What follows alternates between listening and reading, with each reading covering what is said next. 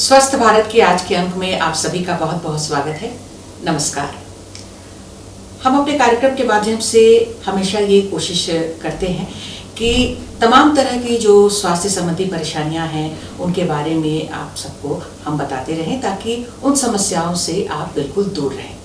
लेकिन कई ऐसी समस्याएं हैं जो समय के साथ या किसी भी उम्र में किसी भी चाहे वो बच्चे हों, यंग हो, वृद्धजन हो, महिला हो, पुरुष हो, किसी को भी वो समस्या ग्रसित कर सकती है। उन्हीं में से एक समस्या है मूत्र संबंधी। अगर मूत्र संबंधी समस्याओं पर हम नज़र डालते हैं तो बहुत सारी ऐसी समस्याएं हैं जो कई बार सामान्यतः यानी आमतौर पर देखी जाती है और बहुत सारी समस्याएं हैं जिनका हम अगर नज़रअंदाज करते हैं जिन्हें, तो आगे चलकर वो काफ़ी गंभीर समस्या भी बन जाती हैं। तो ये बहुत ज़रूरी है कि आप सभी जानें कि मूत्र संबंधी समस्याएं क्या क्या हैं, कैसे ये हमारे सामने आती हैं, कैसे हमें चपेट में लेती हैं और हम कैसे इनसे बच सकते हैं। ये तमाम जो महत्वपूर्ण जानकारियां हैं इसे देने के लिए हमने आज अपने स्टूडियो में आमंत्रित किया है डॉक्टर राणा प्रताप सिंह को, जो कि मूत्र रोग विशेषज्ञ हैं, सहायक प्रोफेसर के रूप में, असिस्टेंट प्रोफेसर यूरोलॉजी डिपार्टमेंट में आप कार्यरत हैं रिम्स में। डॉक्टर साहब आपका बहुत बहुत स्वागत है हमारे कार्यक्रम में। नमस्कार। डॉक्टर साहब, मूत्र संबंधी अगर रोगों की बात करते हैं तो छोटी से लेकर बड़ी तक ये समस्याएं होती हैं।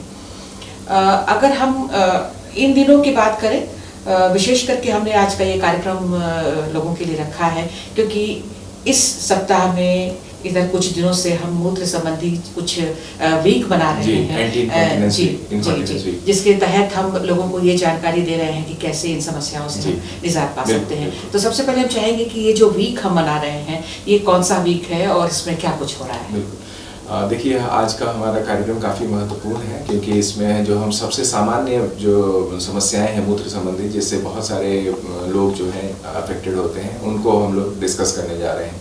तो सामान्य जनता जो है इसमें 10 से 15% तक इन्वॉल्व रहती है जिसको ये हो सकती है। इसलिए इसको सबको जानना, इसको समझना, इसका बचाव क्या किया जा सकता है, ये काफ़ी ज़रूरी है। ये इनकॉन्टिनेंस वीक जो हम लोग मना रहे हैं, इसमें जो है कपड़े में अपने आप पेशाब हो जाना, जब मरीज जो आदमी है, इंसान है, वो नहीं चाह रहा होता है कि कपड़े में अपने आप पेशाब हो और उस समय हो जाता है, इसको हम लोग इनकॉन्टिनेंस बोलते हैं। और इस हफ्ते जो है हमारा उद्देश्य है ज़्यादा से ज़्यादा लोगों को ये जागरूक करना इसके बारे में कि आप इस समस्या से ग्रसित रहने की ज़रूरत नहीं है। इसका हम क्या लक्षण हो सकता है, क्या निदान हो सकता है, उन पर चर्चा करेंगे। बिल्कुल। और ये जो समस्या है ये सचमुच बहुत आमतौर पर है जब आदमी अपने मूत्र के पर जो कंट्रोल है, क्षमता है, वो नहीं कर पाता है। तो ऐसे जो हालात होते हैं डॉक्टर साहब, वो कब आते हैं, किन लोगों को इस तरह की समस्या होती है? जी हाँ, ये समस्या जो है आमतौर पे हम लोग इसको एज वाइज जो है इसके कारण अलग अलग होते हैं। ये बच्चों में हो सकती है, मिडिल एज एडल्ट्स में हो सकती है और ओल्ड एज, तीनों उम्र में हो सकती है। जी, ये समस्याएं जो बच्चों में अगर देखी जाती हैं, अगर आपका बच्चा जो है पेशाब करते समय बार बार पेशाब करने के लिए, लड़का या लड़की जो भी है, अगर वो पेशाब करते समय ये आप देख रहे हैं कि वो बार बार टॉयलेट की तरफ जा रहा है, अगर लड़का है और छोटा है और बोल नहीं रहा है लेकिन पेशाब के रास्ते को बार बार पकड़ता है, खुजलाता है, या पेशाब करते समय पेट के निचले हिस्से में दर्द की शिकायत करता है, ये सारे लक्षण जो हैं ये ओवर एक्टिव ब्लैडर की तरफ हो सकते हैं। इसमें बच्चों का जो है प्रॉपर जो इवैल्यूएशन और ट्रीटमेंट की ज़रूरत पड़ती है। जो एडल्ट एज रहते हैं उसमें ये समस्याएं काफ़ी देखी जाती हैं। उसमें जो है ये पाया गया है कि लेडीज़ में ये प्रॉब्लम जो है थोड़ा ज़्यादा होती है, बार बार पेशाब करने का, और एडल्ट्स में, मेल्स में भी होती है। ओल्ड एज में जो है ये समस्या जो है लेडीज़ और जेंट्स दोनों में बराबर मात्रा में पाई जाती है। अगर आप 60-65 प्लस हैं और ये एक्सपीरियंस कर रहे हैं कि पेशाब आपको काफ़ी तेज़ गति से लगता है, जिसका एक सामान्य एग्जांपल हम लोग देना चाहेंगे कि अगर आप पेशाब करते समय किसी से बात कर रहे हैं और आपको लगता है कि आप पेशाब नहीं रोक सकते, आपको भाग करके जाना पड़ेगा, मतलब पेशाब करने की जो इच्छा है, जी हाँ, इच्छा बहुत ज़्यादा हो रही है, और पेशाब आप ऐसे भी नोटिस कर रहे हैं दिन भर में 7 या 8 बार से ज़्यादा जा रहे हैं, रात में 2 या 3 बार से ज़्यादा उठ रहे हैं। तो ये सारी समस्याएं जो हैं आपको ओवर एक्टिव ब्लैडर जो जिसमें से एक कारण हो सकता है, तो उसके लिए आपको जानना चाहिए। जी बिल्कुल।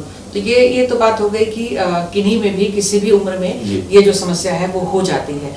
तो अब जैसे आपने कहा कि बच्चों में भी ये देखी जाती है, तो इसका फिर सवाल ये जहन में उठ रहा है कि क्या ये आनुवंशिक है या फिर कोई फिजिकल शारीरिक रूप से कोई कमजोरी है या कोई और बीमारी है? बिल्कुल, बहुत महत्वपूर्ण सवाल है और इसमें मैं बताना चाहूँगा कि छोटे बच्चे जो होते हैं उनमें दो चीज़ें जो है हमें काफ़ी ध्यान देनी है। एक जो टॉयलेट करना या पैखाना करना जिसे बोलते हैं, अगर वो उसको इग्नोर कर रहा है, नेचर कॉल को जब लग रहा है उसको नहीं जा रहा है, खेलने की वजह से बच्चे खेल कूद में या किसी और कारण से जो है उसको टालते जाते हैं, तो उसको आपको रोकना है। कॉन्स्टिपेशन या कब्जियत जो है बच्चों में अगर हो रही है तो उसको आपको रोकना है, क्योंकि ये एक हैबिट होती है और अगर आपको कब्जियत होती है तो उसके साथ ब्लैडर का डिस्फंक्शन साथ होता है, जिसको बाउल ब्लैडर डिस्फंक्शन कहते हैं हम लोग। तो इसमें जो है मूलतः हम लोग देखते हैं कि प्रॉब्लम जो है ब्लैडर में ना होकर के बाउल में होती है।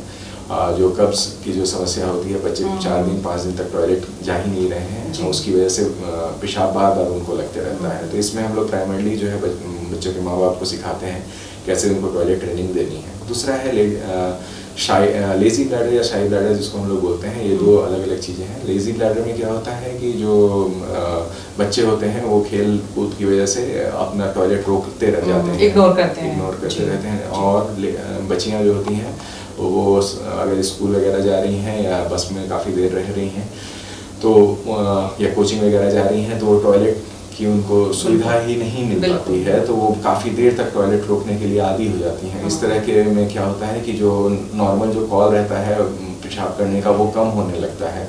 तो ये एक अलग समस्या जो है, इसको शाई ब्लैडर कहते हैं, उसको लीड कर सकती है। जी बिल्कुल। तो ये जो है बहुत देर तक टॉयलेट रोकने की वजह से भी इस तरह की समस्या होती है। ये हेरिडिटरी है कि नहीं सर? ये हेरिडिटी नहीं होता है जो एडल्ट्स में, लेकिन जो होता है जो हम लोग जो एडल्ट्स अगर एज ग्रुप को लेते हैं, जो मिडिल एज ग्रुप और एडल्ट एज 18 से 45-50 तक का एज ग्रुप रहता है, उसमें ऐसा पाया गया है कि अगर आप बहुत स्ट्रेस में हैं या आप बार बार कॉफ़ी और चाय क्या ज़्यादा मात्रा में सेवन कर रहे हैं तो इस तरह की समस्या मिल सकती है। इसमें जो है ओवर एक्टिविटी जो है ब्लैडर में कई बार मिल सकती है। उसमें क्या होता है कि आपका जो ब्रेन होता है उसका एक सोमैटिक मैनिफेस्टेशन हर चीज़ का देता है। आप बहुत स्ट्रेस में रहते हैं, आपको समझ में नहीं आता है, कुछ लोग जो है बार बार उसको टॉयलेट करके उसको मतलब आउट करते हैं तो इस स्ट्रेस को। तो और उसके अलावा क्या होता है कि ये इन पेशेंट्स का जो है काफ़ी मुंह सूखते रहता है, गला सूखना बिना बात का जो होता है। ऐसे तो मौसम में बदलाव होता है तो सभी का गला सूखता है। जी हाँ, लेकिन अगर आप स्ट्रेस में ज़्यादा हैं या सिगरेट वगैरह काफ़ी पी रहे हैं या कॉफ़ी पी रहे हैं और चाय काफ़ी मात्रा में सेवन कर रहे हैं तो इन सब केसेस में क्या होता है, गला सूखना काफ़ी कॉमन होता है। प्यास बुझाने के लिए लोग जो है ज़्यादा मात्रा में पानी पीने लगते हैं, उससे बार बार पेशाब जाने लगते हैं। 6 से 8 बार तो नॉर्मल है, कोई भी यंग एडल्ट जो है उतना जाएगा। लेकिन अगर आपको उससे ज़्यादा जाना पड़ रहा है या आप जब जा रहे हैं और पेशाब के लिए भाग के जाना पड़ रहा है, पेशाब पे आपका कंट्रोल नहीं है, कई बार कपड़े में भी पेशाब 1-2 बूंद हो जा रहा है, तो इस तरह की समस्या जो है ओवर एक्टिव ब्लैडर में आती है। बिल्कुल, आपने लक्षण भी बताया ये ओवर एक्टिव ब्लैडर का। तो ये इस तरह का लक्षण अगर जब हम देखते हैं किसी पे भी आ रहा है, या बच्चे हों, एडल्ट हों या हमारे वृद्धजन हों, तो फिर क्या करना चाहिए? क्या इसका इलाज संभव है या नहीं है? हाँ, ये जो है कई बार ओवर एक्टिव ब्लैडर जो है इसको हम लोग डायग्नोसिस ऑफ एक्सक्लूजन बोलते हैं। पहले जो सामान्यतः कोई और बीमारी जो है जिससे बार बार पेशाब होना जो है हो सकता है, उस बीमारी को हम लोग रूल आउट करते हैं। इसमें एक शुगर काफ़ी महत्वपूर्ण है। शुगर और ब्लड प्रेशर और ब्लड हाइपरटेंशन दोनों के मरीजों में ऐसा पाया गया है कि पेशाब बार बार होता है, पेशाब बार बार लगता है, पेशाब का कंट्रोल अच्छा नहीं होता है। इनका बीमारी अलग होता है, इनका प्राइमरी कॉज का ट्रीटमेंट जो है ये बीमारी से निदान दिलाएगा।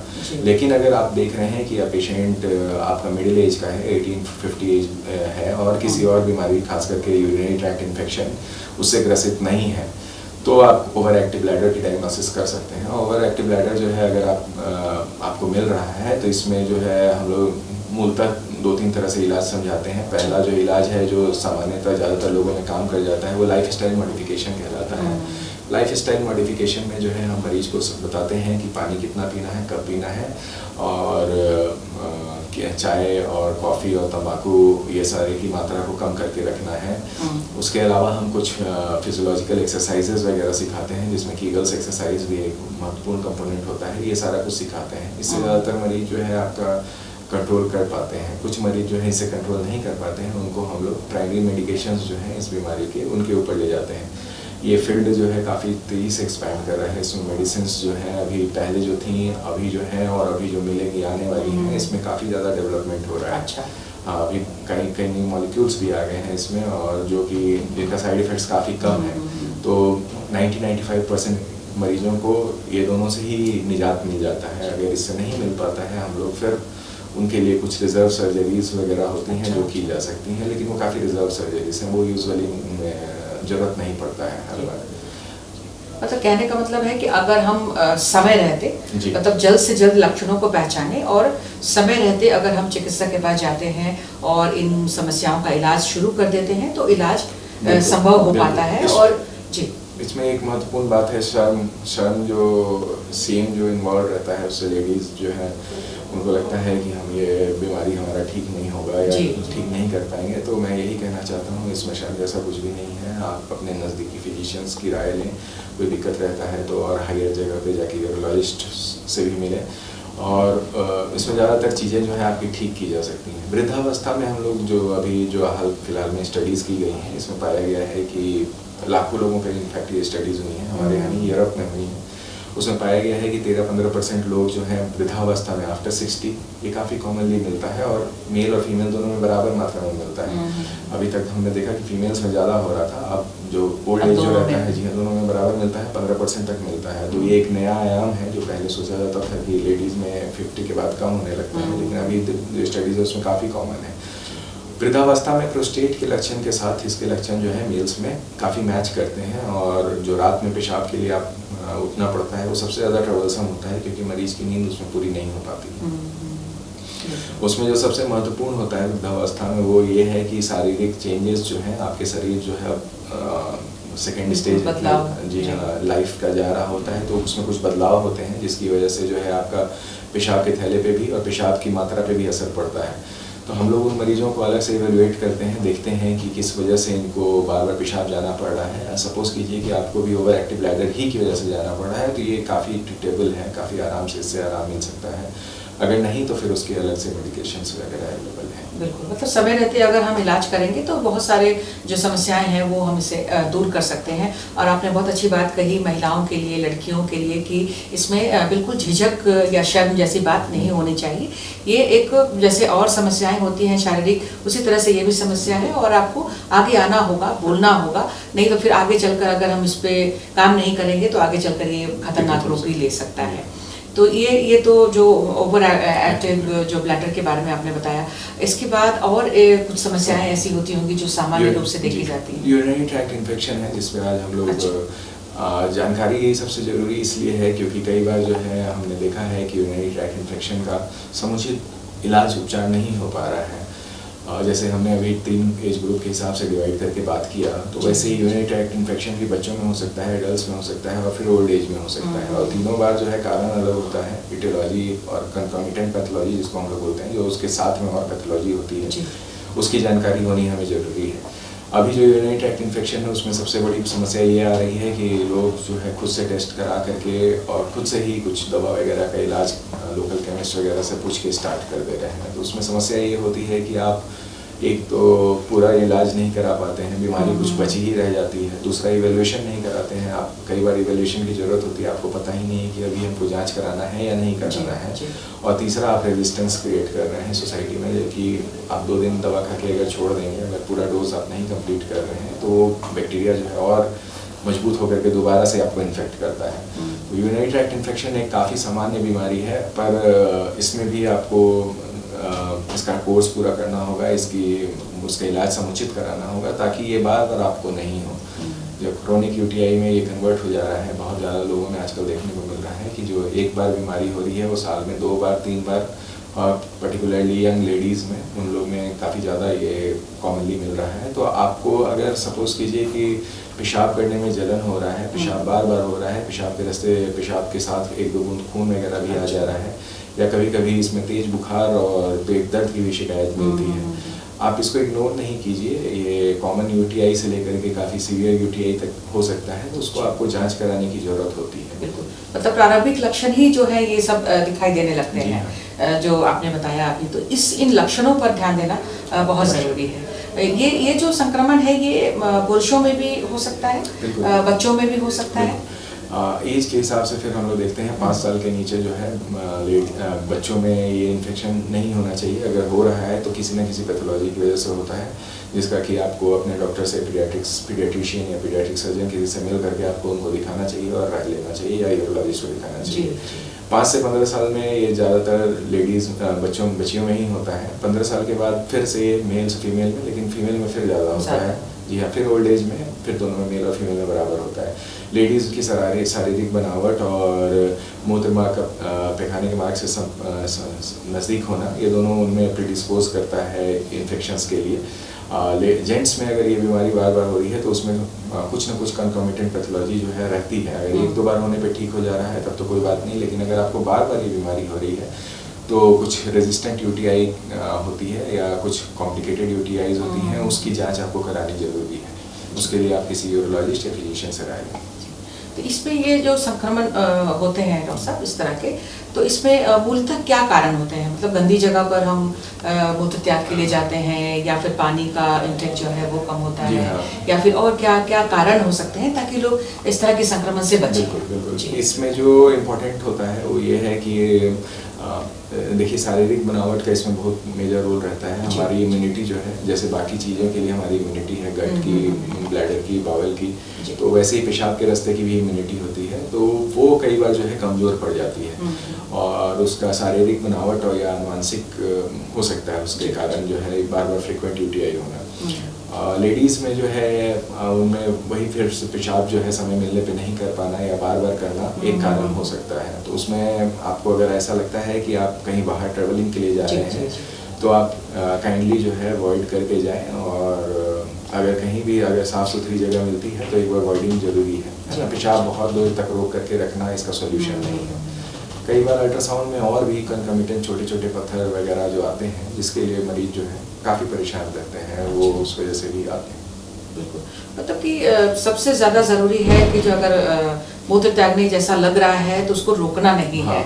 बिल्कुल रोकना नहीं है। अगर फिर पानी इंटेक की जो बात है डॉक्टर साहब, तो बहुत बार लोग कहते हैं ना पानी कम पीते हैं या ज़्यादा पीते हैं। आखिर पानी कितनी मात्रा में लोगों को लेना चाहिए? जी हाँ, ये बहुत ही मतलब सवाल बहुत सटीक है और इसका जवाब लेकिन जो है उतना आसान नहीं है मेरे ख्याल से। पानी का जो मात्रा होता है वो आपके डेली के आउटपुट और वेदर पे डिपेंड करता है। आप कितना डेली मैनुअल वर्क कर रहे हैं, दिन भर में आप मान लीजिए कोई एसी में है दिन भर, 2 से 2.5 लीटर पानी उसके लिए काफ़ी पर्याप्त है। जी हाँ, लेकिन अगर आप शारीरिक श्रम करते हैं, बाहर निकल करके धूप वगैरह में काम करते हैं, 3.5 से 4 लीटर आपको पानी पीना चाहिए। मौसम के हिसाब से भी गर्मियों के दिन में हमें 3.5 से 4.5 लीटर कम से कम पानी पीना चाहिए।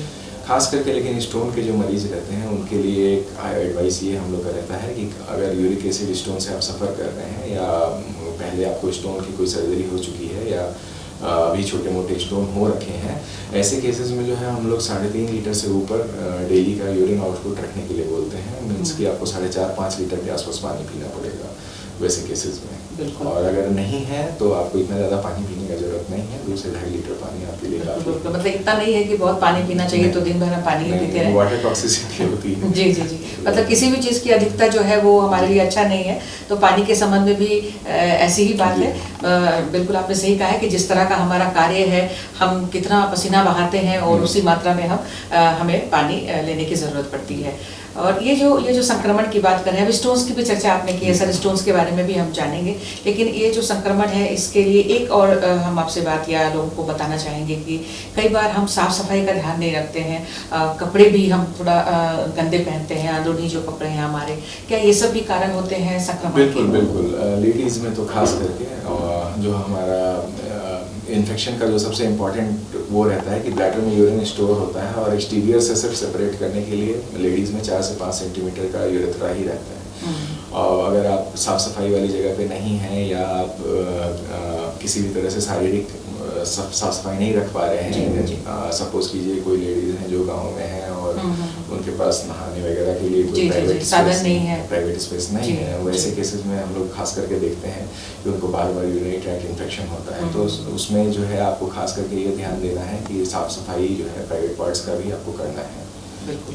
बिल्कुल, मतलब साफ सफाई की भी बहुत ही महत्ता है किसी भी तरह के संक्रमण से बचने के लिए। सबसे इम्पोर्टेंट इनफैक्ट वही है, आपका जो शारीरिक इम्यूनिटी है, जो प्रिवेंशन हम लोग बोलते हैं, prevention is better than cure. तो किसी भी रोग का रोकथाम जो है वो शारीरिक इम्यूनिटी, आपकी इनबिल्ट इम्यूनिटी वहीं से शुरुआत होती है। एंटीबायोटिक्स हम लोग सपोर्ट के लिए जरूर देते हैं, लेकिन मेन जो है, लेकिन सिर्फ दवाओं से नहीं होता है, अपने आप के जो हमारा जो बर्ताव है, हमारा जो व्यवहार है, हमारे रहने सहने का जो तरीका है, उसमें परिवर्तन लाना, सही परिवर्तन लाना बहुत ज़रूरी है। स्टोन्स की बात जब सब आपने छेड़ी थी, स्टोन्स की समस्या भी काफ़ी आम है, कभी ब्लैडर में, तो कभी ट्रैक में, कभी कहीं पर इस तरह की समस्या होती है। सर, इसके बारे में क्या बताना चाहेंगे? देखिए, पहले जो है हम लोग इस चीज़ को नोटिस करना चाहिए हमारा कि आजकल की जो हमारी जो परिवर्तन में बदलाव आ रहा है, जो पर्यावरण में बदलाव आ रहा है, हमारी जो जीवन शैली है, खान पान में भी पूरी तरह से चेंजेस आ रहे हैं। जी हाँ, जो खान पान में चेंजेस आ रहे हैं, इसकी वजह से जो है स्टोन का जो मात्रा है वो भी बढ़ने लगा है। और उसमें से सबसे इम्पोर्टेंट हो रहा है अल्ट्रासाउंड। अल्ट्रासाउंड जो है उसका डिटेक्शन स्टोन्स का काफ़ी फ्रिक्वेंट हो गया है और काफ़ी ज़्यादा हो गया है। इनफैक्ट अभी जो है ज़्यादातर मरीज जो है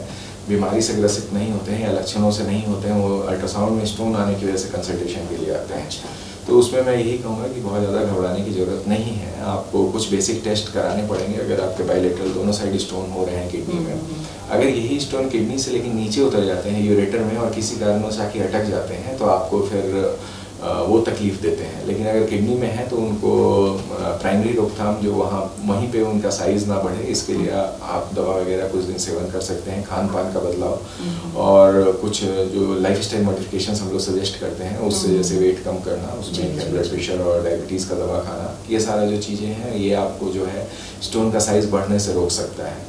अगर ये स्टोन्स ब्लैडर में बन रहे हैं तो आप परेशान रहिएगा काफ़ी, क्योंकि वो काफ़ी सिम्टोमेटिक होते हैं, काफ़ी दर्द करते हैं और पेशाब रोकने से लेकर के बार बार पेशाब होना, पेशाब में खून आना और कभी कभी रेयरली किडनी फेलियर तक भी ले जा सकते हैं। जी हाँ, तो स्टोन में तो आपको सतर्क रहने की काफ़ी ज़रूरत है। बिल्कुल सतर्क रहने की ज़रूरत है, लेकिन डॉक्टर साहब लोग जाने में पहुंचने में चिकित्सक तक लेट करते हैं क्योंकि समझ नहीं पाते हैं, या फिर थोड़ा बहुत हल्का फुल्का लक्षण होता है तो उस पर वो नज़रअंदाज करते हैं, लापरवाही बरतते हैं, या फिर ये भी कह सकते हैं कि उनको समझ में नहीं आता है कि हम किस तरफ जा रहे हैं। तो वो जो एक प्राइमरी जो एक लक्षण जो होता है जिसको हम समझ सकते हैं कि ये स्टोन के लक्षण हो सकते हैं और हम फौरन जाएं। मैं इसमें, जैसे आपने कहा कि लक्षण को इग्नोर करना, तो उसमें हम लोग दो तरह के मतलब मरीज देख रहे हैं अभी। एक जो कि प्राइमरली एक साइड के स्टोन से ग्रसित हैं और छोटे स्टोनों से ग्रसित हैं, काफ़ी छोटे छोटे स्टोन हैं, 4 mm 5 mm से हैं, और दूसरे जो कि बड़े बड़े स्टोन्स के साथ हैं और उनमें सिम्टम्स भी नहीं है। तो ये दोनों ही मरीज जो हैं इनको काफ़ी केयर की ज़रूरत है। अगर आपके स्टोन के साइज़ बड़े हो रहे हैं तो आप ये बोल के नहीं मतलब रिलैक्स हो सकते हैं कि हमें तो आज तक दर्द ही नहीं हुआ। जो लक्षण हैं इसके, कई लक्षण जो हैं डिपेंड करते हैं कई एक चीज़ों पे, इसलिए ये नहीं सोचना है आपको कि आपको कभी दर्द नहीं हुआ पेट में और अल्ट्रासाउंड में स्टोन आ रहा है तो हो ही नहीं सकता है। स्टोन हो सकता है, स्टोन एसिम्प्टोमेटिक हो सकता है। लक्षण जो है मूलतः जो है इसमें आपको पेट में दर्द होना और कभी कभी पेशाब के रास्ते में खून आना, अगर स्टोन की वजह से इन्फेक्शन हो रहा है तो लो ग्रेड फीवर जो है काफ़ी दिन तक रहना, ये तीनों काफ़ी कॉमन लक्षण होते हैं। पेट में दर्द होना में हम लोग जो है बैक साइड, पीठ के साइड में जो है दोनों साइड में किसी एक साइड में आपको दर्द हो सकता है। दर्द के साथ आपको उल्टी हो सकता है। ये दर्द हमेशा रहता है या हाँ, इसमें जो है 2-3 तरह का पेन भी है, इसमें नोटिस किया जाता है। जैसे जो दर्द होता है, एक अगर आप गाड़ी में चल रहे हैं, बाइक वगैरह में चल रहे हैं और आप नोटिस करते हैं कि जर्क्स के साथ आपको पीठ में दर्द हो रहा है, तो ये एक स्टोन जो है कैलिक्स मैट का होता है, इस तरह का दर्द कर सकता है। दूसरा, अगर दर्द जो है अचानक से काफ़ी तेज उठ रहा है और दर्द के साथ आपको उल्टी वगैरह कर रहे हैं और दर्द इतना तेज है कि आप कोई काम नहीं कर पा रहे हैं, तो ये स्टोन सामान्यतः यूरेटर में पहुंच चुका होता है और उस वजह से आपको दिक्कत करता है। पेशाब के रास्ते से कई बार हमने देखा है स्टोन की वजह से लाल पेशाब आना या खून आना भी हो सकता है। जी जी जी। तो ये सब सारे जो लक्षण हैं अगर पता चल जाता है स्टोन्स का, तो फिर इसको तो निकालने के लिए अब तो बहुत आसान प्रक्रिया है, इलाज काफ़ी सरल है। इलाज तो है, मतलब सरल तो है ही, और कई बार सर्जरीज की ज़रूरत पड़ती है। सर्जरीज थोड़ा हो सकता है कि कॉम्प्लिकेटेड हो सकती हैं, लेकिन यूरेट्रिक स्टोन्स वगैरह की सर्जरी काफ़ी आसान हो गई है पहले की तुलना में, और मरीज़ जो है अपना काम जो है 3-4 दिन में फिर से स्टार्ट कर सकता है। तो इतना बहुत ज़्यादा घबराने की ज़रूरत नहीं है और इग्नोर भी नहीं करना है। स्टोन्स जो है काफ़ी लाइफ थ्रेटनिंग तक हो सकते हैं, हम लोग एसिम्प्टोमेटिक टू लाइफ थ्रेटनिंग देखते हैं स्टोन्स को। अभी भी काफ़ी मतलब दुर्भाग्यवश ऐसे मरीज़ हैं जो कि किसी कारणवश इलाज नहीं करा पा रहे हैं, वो इग्नोर कर रहे हैं अपने सिम्टम्स को, और लास्ट स्टेज जब किडनी पे डैमेज हो चुका होता है तब हॉस्पिटल्स की तरफ आ रहे हैं। ऐसे मरीजों से मैं आग्रह करना चाहता हूँ कि आप जो है अपने सिम्टम्स को इग्नोर मत कीजिए, क्योंकि एक बहुत लिमिटेड टाइम तक ही जो है किडनी फंक्शन को रिवर्ट किया जा सकता है सर्जरी करके भी। तो कई बार सर्जरी के बाद भी किडनी फंक्शन रिवर्ट नहीं हो सकता है, तो इसमें डॉक्टर आपकी मदद तभी कर पाएंगे जब आप समय रहते हैं उनके पास पहुंच पाएंगे। कई बार जो है हम लोग सिर्फ आपको फॉलोअप में रखते हैं, साल में 2 बार 1 बार कभी बोल देते हैं दिखा लीजिएगा आकर के, और कई बार हम लोग कहते हैं कि आपको ऑपरेशन की ज़रूरत है। तो जिस तरह से डॉक्टर आपको सलाह देते हैं आपको फॉलो करना चाहिए। चिकित्सक की बात को हमेशा फॉलो करते रहना है। समय हमें इजाज़त नहीं दे रहा सर, आपसे और सवाल करें, क्योंकि कोविड ने फिर से एक बार अपना रूप दिखाना शुरू किया है, तो जल्दी जल्दी एक संदेश छोटा सा आप दे दें लोगों के नाम। देखिए अभी भी समय जो है, अभी नए 2 वेरिएंट्स जो है यूरोप में काफ़ी हाहाकार मचा रहे हैं, तो अभी हमारा समय है, हमें समय रहते जो है 3rd डोज जो है गवर्नमेंट की तरफ से सबको दिया जा रहा है, उसको लीजिए और अपनी इम्यूनिटी को मजबूत कीजिए। और मास्क का प्रयोग जो है, जितने भी आप घर से बाहर निकल रहे हैं पब्लिक स्पेसेस में, तो मास्क का प्रयोग जरूर कीजिए। जी, बहुत अच्छी बात आपने बताई है सर। हम उम्मीद है कि आपने आज जो भी बात कही है लोगों ने उनको ध्यान से सुना होगा और अपने जीवन में उसको लागू करेंगे, और मूत्र संबंधी जो समस्याएं हैं उसको अपने आप से बिल्कुल दूर रखेंगे। तो आप यहाँ पर आए, बहुत ही महत्वपूर्ण समय दिया है, जानकारियाँ दी हैं, आपका बहुत बहुत धन्यवाद, नमस्कार। और आप सभी दर्शकों को भी बहुत बहुत धन्यवाद, नमस्कार।